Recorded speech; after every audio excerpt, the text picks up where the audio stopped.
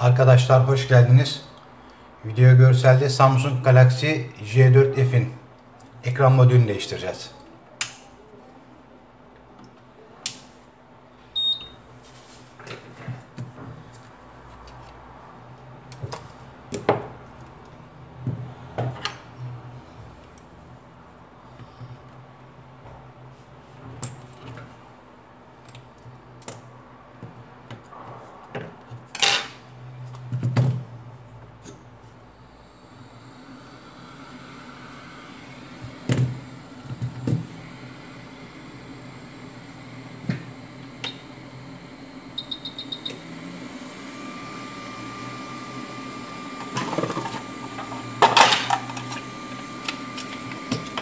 Sıcak hava tabancamı 131 dereceye ayarladım. Quick 861 DS 3 kaynağı ısı tabancası kullanıyorum. Üflemede 92'de. Alt katmandaki yapışkanı yumuşatmak için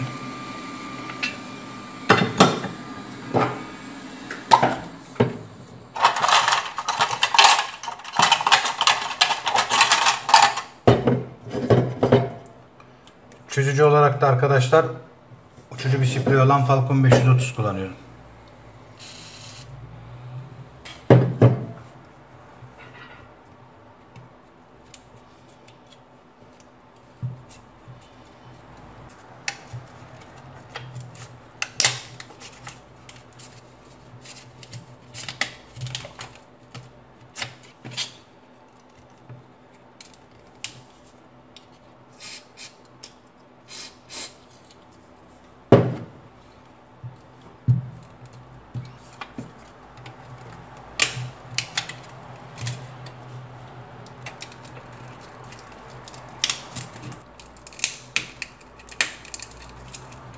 Önden şöyle ekranı alayım komple.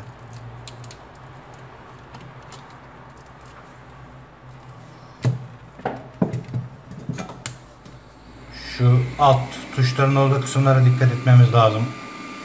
Alttaki mekanizmaya,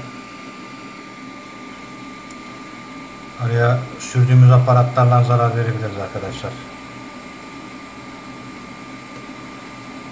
Belli bir baskı uyguladığımız zaman arkadaşlar zaten ısıyla yumuşuyor, kendi gücüyle bırakıyor. Cihaza da daha önce ekran takılmamış. Ben ilk başta üst taraf kolay çıkınca öyle zannettim ama cihazın kendi ekranı arkadaşlar.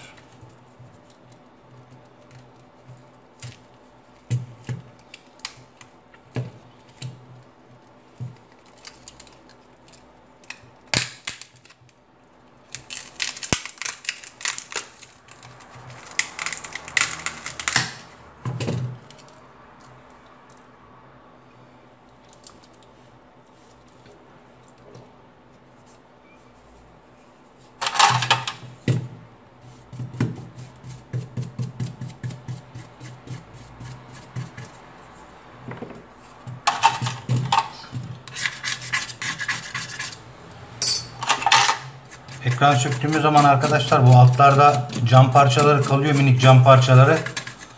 Bunları çok dikkatli temizlediğimizden emin olalım. Ondan sonra işte ben mesela Facebook gruplarında görüyorum, işte ekran değiştirdim 3 gün sonra yok şurada nokta gibi siyah şey çıktı da büyüdü de işte biz mi hatalıyız, müşteri mi hatalı gibi sorular soruyorlar. Arkadaşlar bu noktada ben kesinlikle hani kendimi de katarak söylüyorum. Hani %90 olasılıkla söktüğümüz ekranın altında minik cam parçaları unutmuş bırakmış olabilir. Yani altını temizleme konusunda işin kolayına kaçmayalım. Yani cihazın ekranı zaten kırık bir ekranı 3 dakikada ayırıyoruz. O bir şey değil. Gerekirse 15 dakika buraları bir güzel temizleyelim arkadaşlar. O minik cam parçalarından ötürü 3 gün sonra 5 gün sonra bizim insanımız biliyorsunuz cihaz alıyor arka cebinde taşıyor vesaire. 3 gün sonra geri geldiği zaman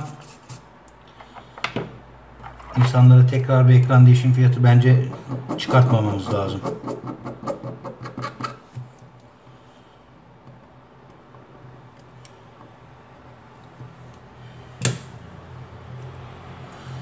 Bu tür perdeleri de temizleyeceğiniz zaman dışarıda temizleyin arkadaşlar.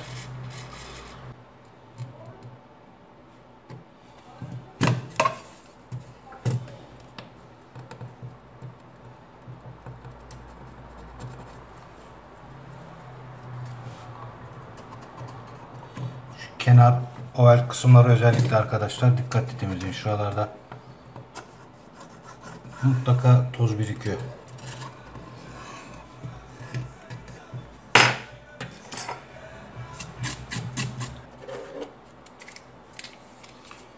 Arkadaşlar bir ikinci nokta da cep telefonu tamiri yaparken gene Facebook gruplarında görüyorum ben.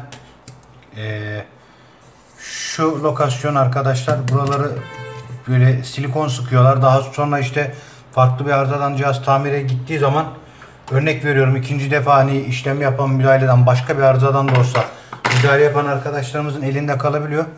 Şu ekranın altında kalan şu lokasyon arkadaşlar, şey sıkmayın.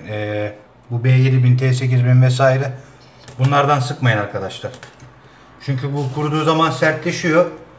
Sanki ekranın altında cam parçası kalmış gibi yine ekranın kırılmasına sebep oluyor. Veyahut da bir sonraki müdahalede söken arkadaşımız bu sefer sökerken kırıyor, elinde kalıyor.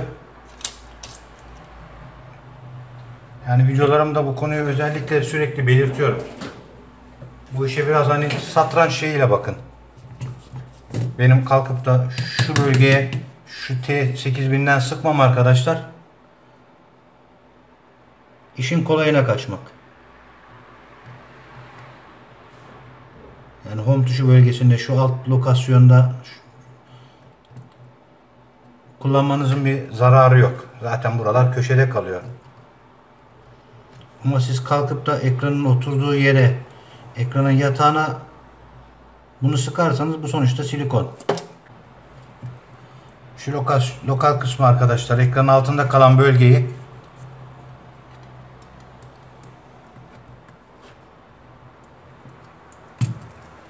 çift taraflı banttan destekleyebilirsiniz. Çift taraflı bant sonuçta yatay, yüzeysel bir materyal. Bunun cihazın altında herhangi bir engebeye sebep olma şansı yok.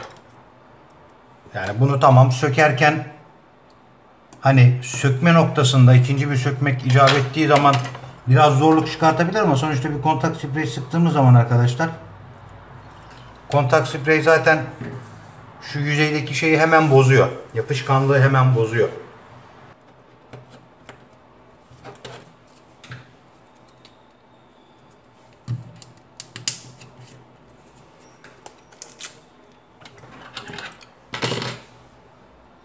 Arkadaşlar ekranı değiştirdim.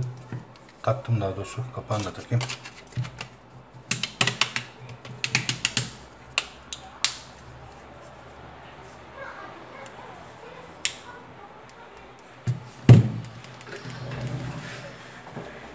Ekranı taktık.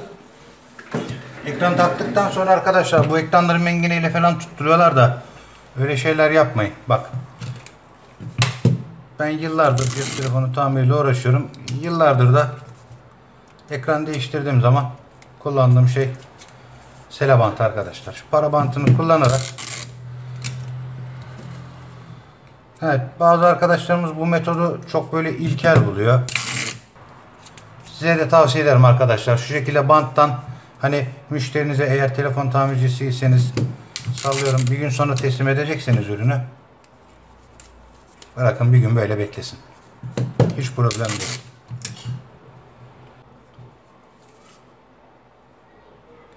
Ekranı da sağlam, ben parola var diye biraz şey yaptım ama neyse, artık parolayı da müşteriden öğrendiğimiz zaman diğer denemeleri, testleri de yapacağız. İzlediğiniz için teşekkürler arkadaşlar.